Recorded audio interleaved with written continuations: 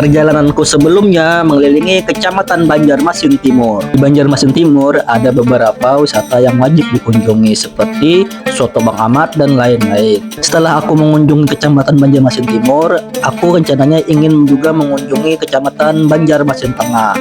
Tetapi ada sedikit kendala, keluargaku mengajak aku ingin berwisata religi, mengunjungi makam-makam para wali yang ada di Kalimantan Selatan. Insya Allah menurut penglihatanku saat ini dari sisi goibnya itu banyak muslim menggunakan apa itu sorban ya, seperti kiai seperti itu. Ada juga yang bentuknya binatang.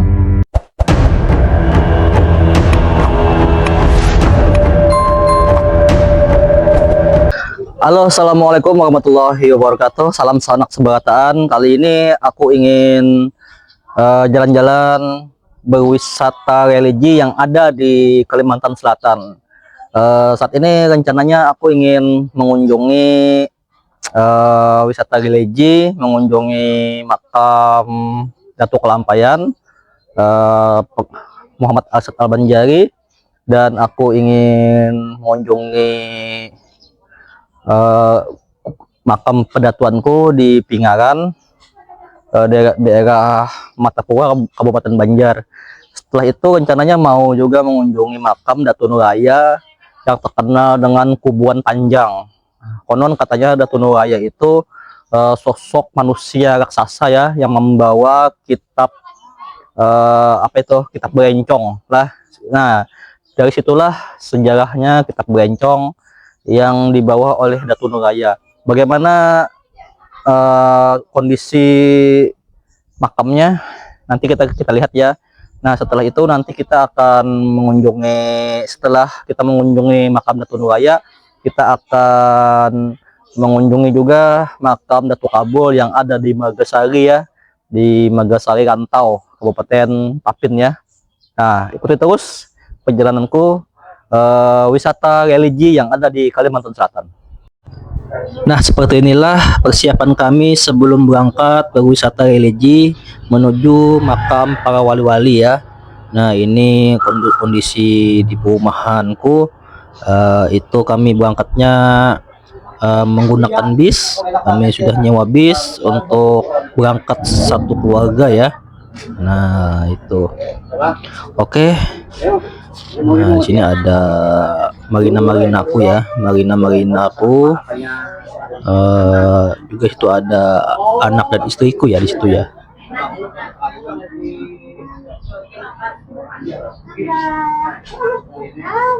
Oh, nah, cantik sekali sih kamu, manis sekali sih kamu. Lelelelele. Ini ada penampakan guys. Nah, ada penampakan.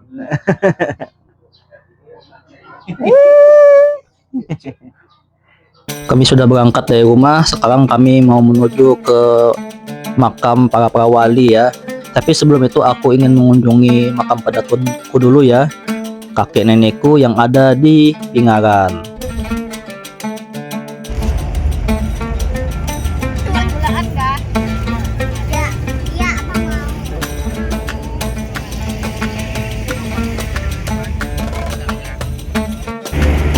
Sekarang kita melewati Jalan Ahmad Yani dari kota Banjarmasin menuju Martapura. Kondisi saat ini jalannya cukup sepi ya, jadi untuk bis kita lewat itu mudah ya. Di sebelah kananku itu ada bangunan gedung mall baru ya, yang ada di daerah Banjarmasin atau Kabupaten Banjar ya. Ini mall apa itu namanya, The Galleria lah. Nah, yaitu. Nah, oke. Sekarang kita sudah berada di bundaran pesawat Bandara Samsudin Nor yang ada di Kalimantan Selatan ya. Jadi kalau kalian mau take off, mau berpergian lewat bandara ini ya. Oke.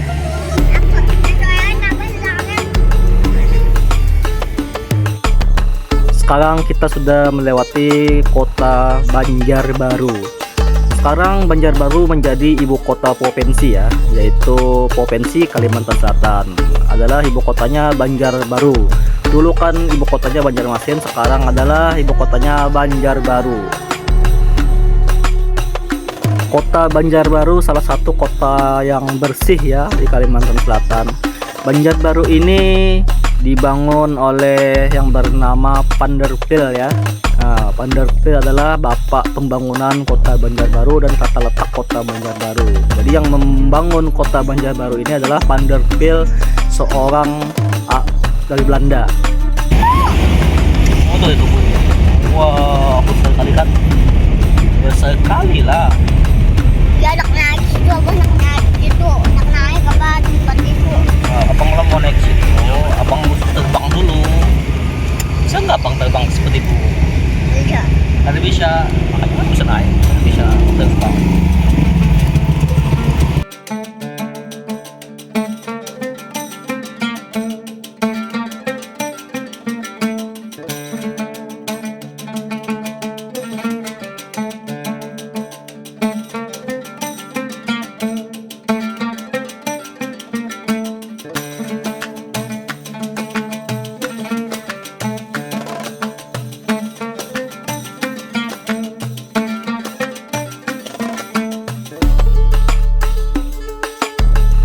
Sekarang kita sudah memasuki jalan tol Mali-Mali.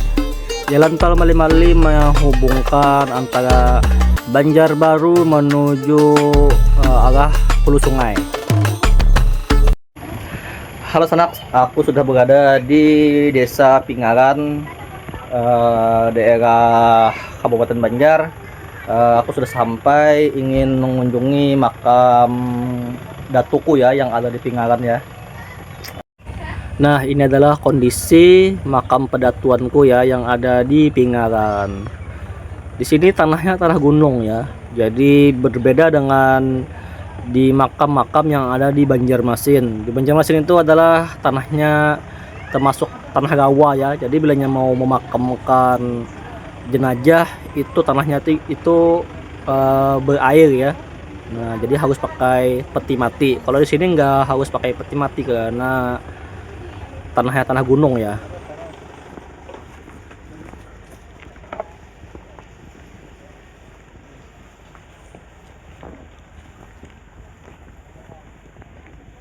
Allah bah. Ubah.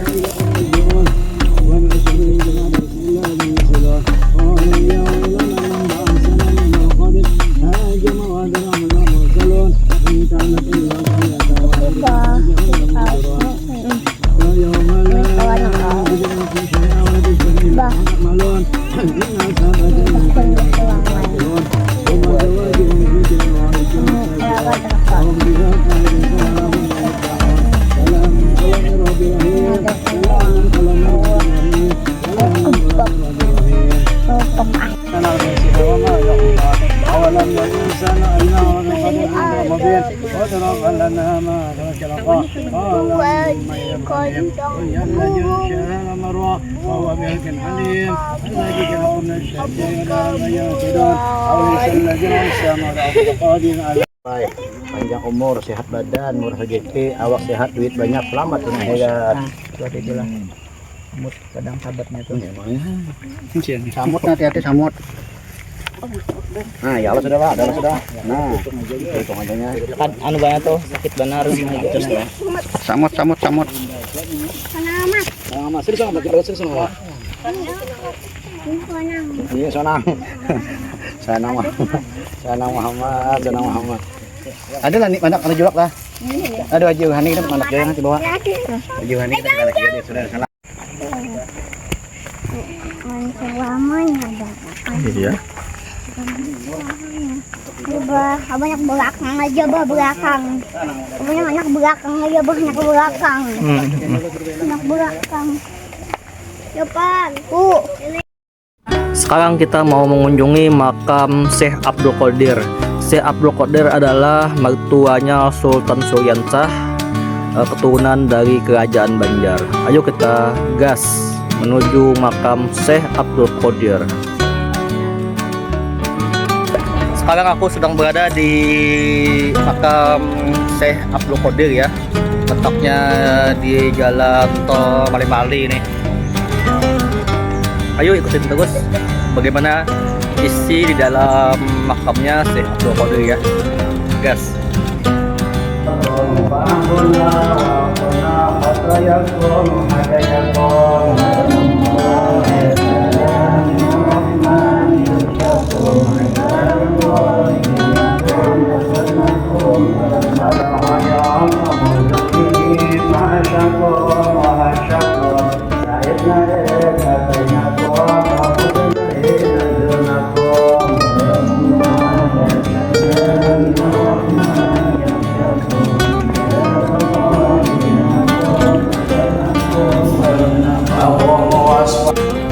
Ini adalah makamnya Syekh Abdul Qadir, mertuanya Sultan Suryansah ya, Raja Banjar pertama.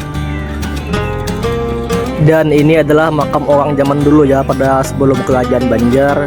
Konon katanya ini adalah makam agama Kaharingan ya, bukan agama Islam. Jadi sini campur, ada Islam, ada juga makam Kaharingan.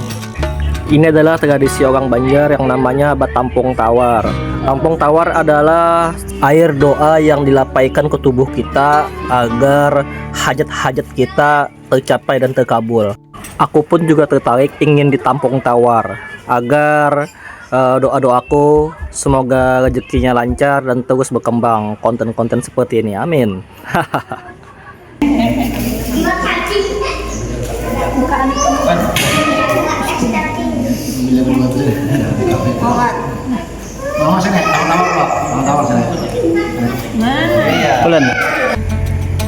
Sekarang aku mau mengunjungi kubah makam Datuk Lampayan Syekh Muhammad Arsad Al-Banjari sebagai tokoh ulama besar di Kalimantan Selatan.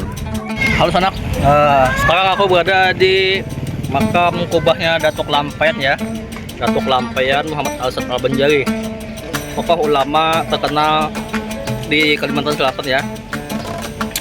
Di sini lumayan ramai ya. Nah, kita lihat kondisi sekarang mulai ramai ya. Nah, ini adalah tampak luar dari makamnya Datuk Lampayan Muhammad Arsad Al-Banjari.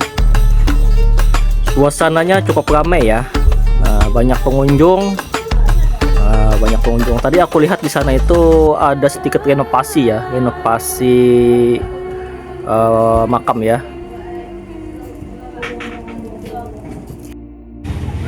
Datuk Lampayan tidak hanya menjadi tokoh ulama besar di tanah Banjar, tapi juga ulama besar di seluruh Kalimantan ya. Kitab karangan Datuk Lampayan yang terkenal adalah Kitab Sabilal Muhtadin, yang sampai saat ini dipakai menjadi hukum tata negara di negara Brunei Darussalam. Di negara Brunei menegakkan hukum syariat Islam yang diambil dari Kitab Sabilal Muhtadin karangan Datuk Lampayan Muhammad Arsad Al-Banjari dari tanah Banjar. Seperti inilah kondisi makam Datuk Lampayan. Pengunjungnya begitu banyak ya.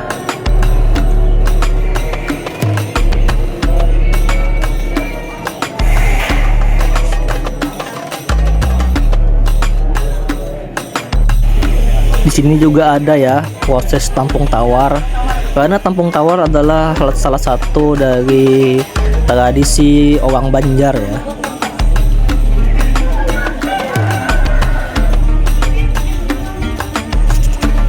Di dalam Islam tradisi itu tidak dipermasalahkan ya, asal tidak melanggar syariat Islam atau bertentangan dengan syariat Islam.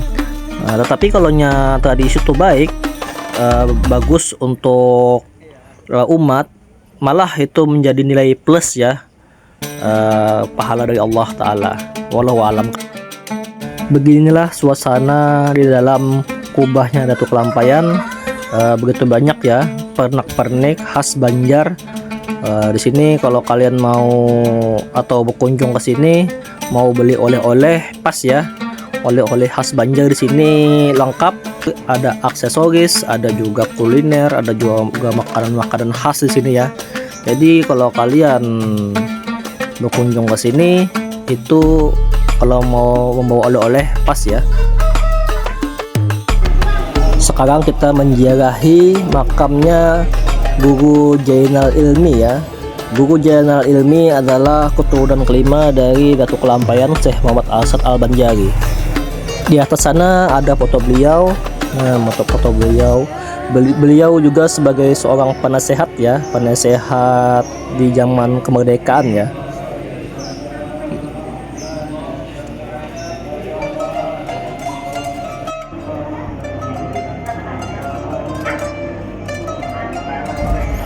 Di sini juga ada beberapa pernak-pernik oleh-oleh khas Kelampaian ya. Ada foto-foto tuan guru, ada kaligrafi. Ya, sip. Kalau kalian pengen oleh-oleh, silakan dibeli. Ada juga foto Wali Songo dan foto-foto guru sekumpul ya.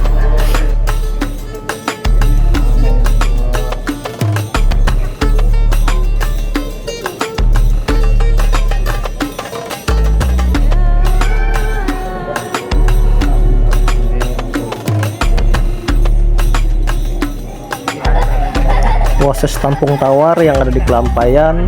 Semoga kalian para anak-anak Yopan dan itu namanya Muhammad yang baju putih itu semoga menjadi anak yang soleh, anak yang sukses, berbakti kepada orang tua dan berguna untuk agama ya. Gas, semangat.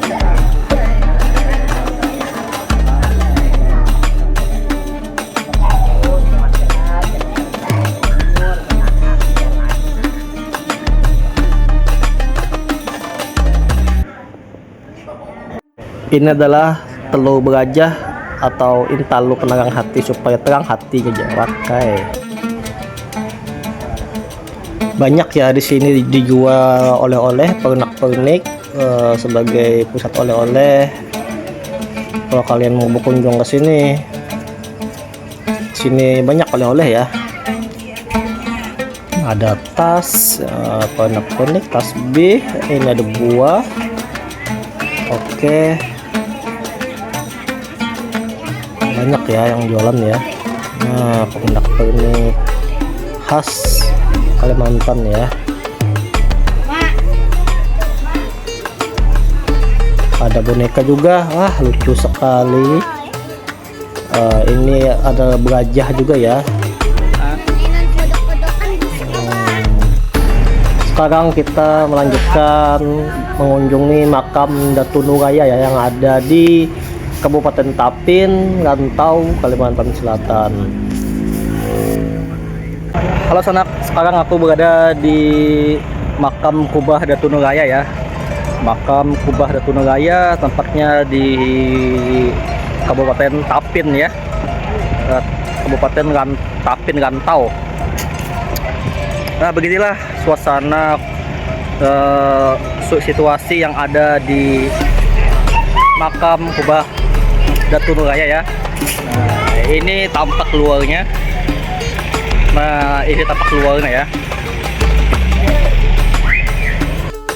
Nah, inilah tampak luar dari kubah makam Datu Nuraya ya. Datu Nuraya itu disingkat kepanjangannya adalah Nur itu cahaya, Raya itu hari raya. Itu arti bukan disingkat ya. Artinya cahaya hari raya.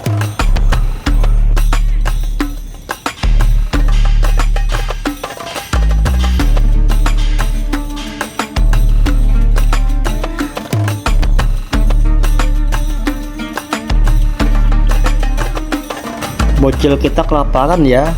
Dari tadi main-main terus, lupa makan. Ya begitulah bocil. Aku juga makan, ada nih makan mie pop mie sama gorengan ya. Nah, gorengannya cuma 1000-an, murah coy. Di sana makam Datu Nuraya di sana ya. Nah, di sana itu makam Datu Nurayanya. Nah, beginilah di luar makam Datu Nuraya. Tempatnya cukup luas ya, karena ini adalah kebun karet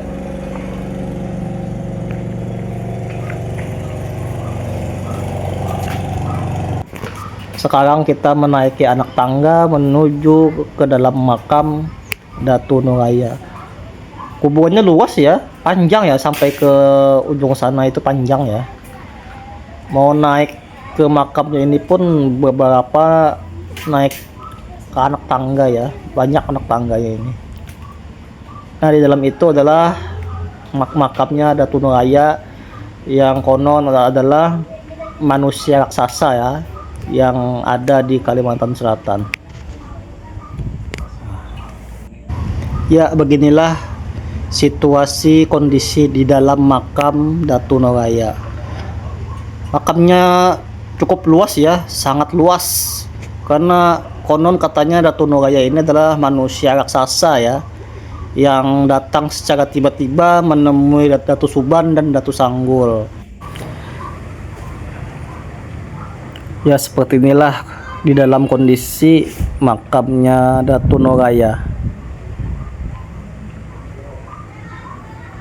Ini bagian kepala ya, kayaknya ini bagian kepala ya. Nah, iya ya.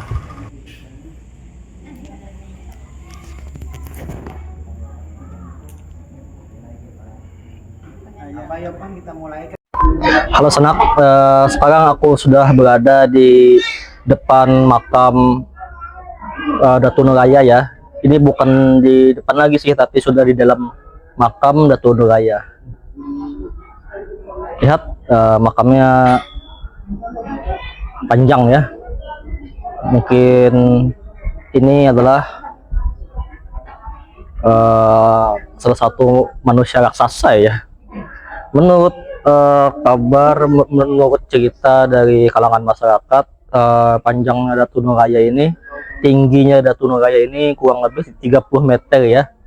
Nah, tetapi ini makamnya ini kayaknya aku ukur itu tidak sampai 30 meter ya.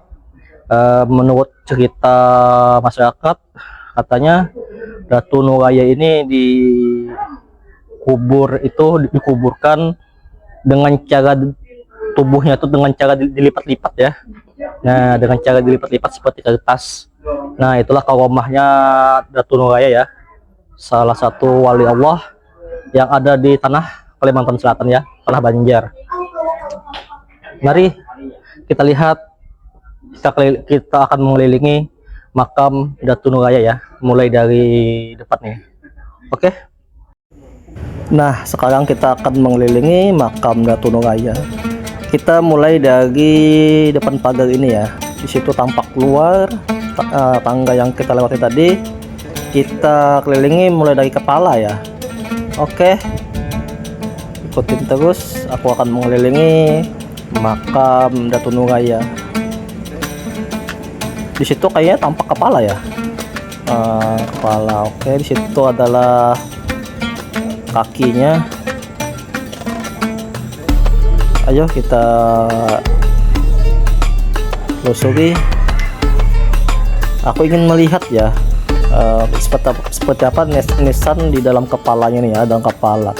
Nisan di bagian kepala ya.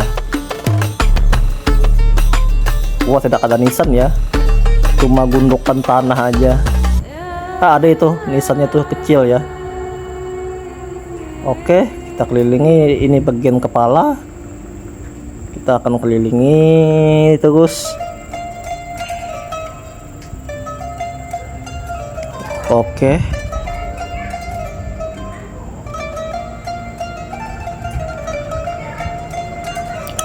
Ini bagian belakang ya. Semuanya kebun karet. Mungkin kebun karet dari warga ya. Karena makam Datu Nuraya ini letaknya di tengah hutan ya, di tengah hutan karet.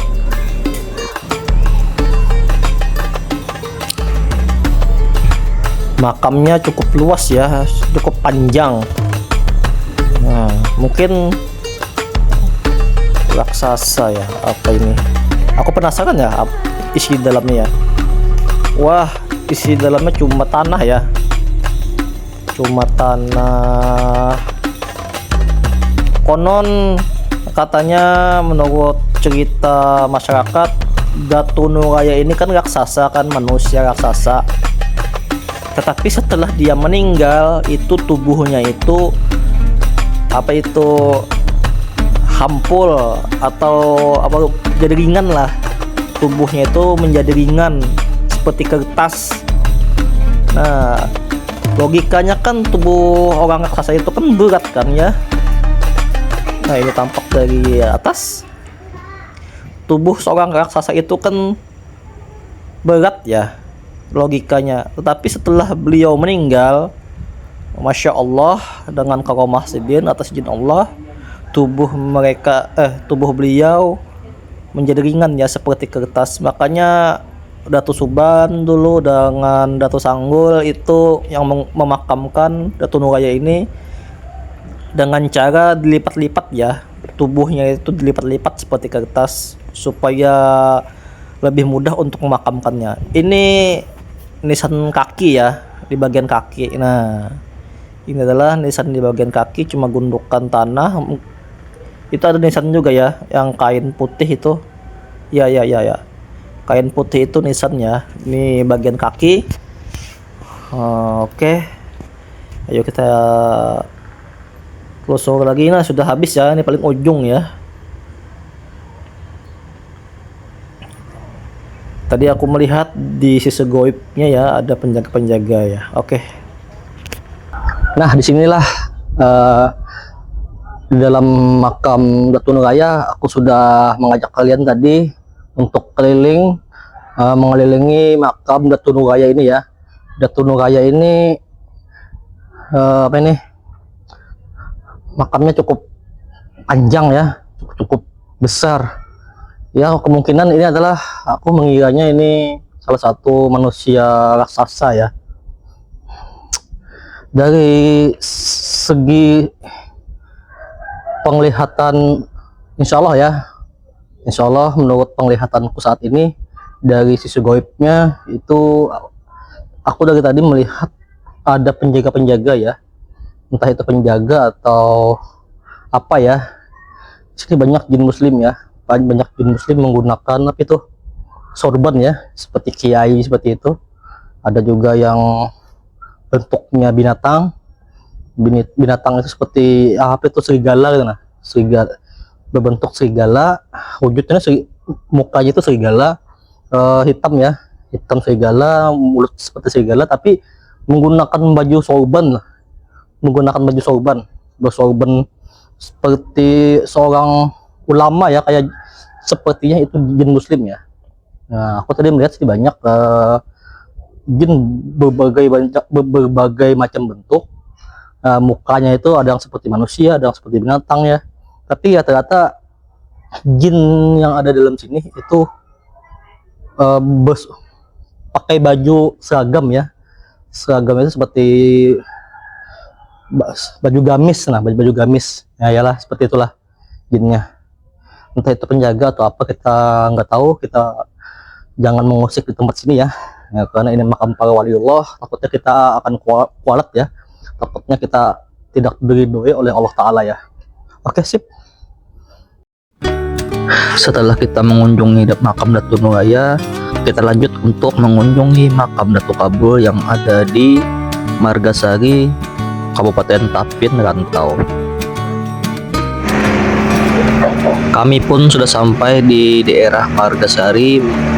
Untuk menuju makam Datu Kabul, kami menggunakan perahu bermotor alias klotok untuk menuju ke arah makam Datu Kabul. Di perjalanan melalui jalur sungai, pemandangan yang ada di sekeliling kita sangat indah ya untuk dipandang.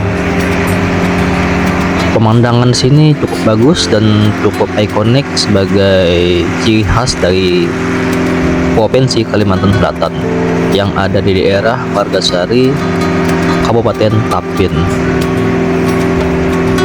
Tetapi sebelum kami sampai ke makam Datu Kabul, tiba-tiba di perjalanan kami mengalami kendala insiden, yaitu istri aku emahnya kambuh dan kami memutuskan tidak bisa melanjutkan untuk berziarah menuju ke makam Datu Kabul. Dan untuk berziarah ke makam Datu Kabul, kita batalkan dan kita kembali menuju arah pulang ke Banjarmasin.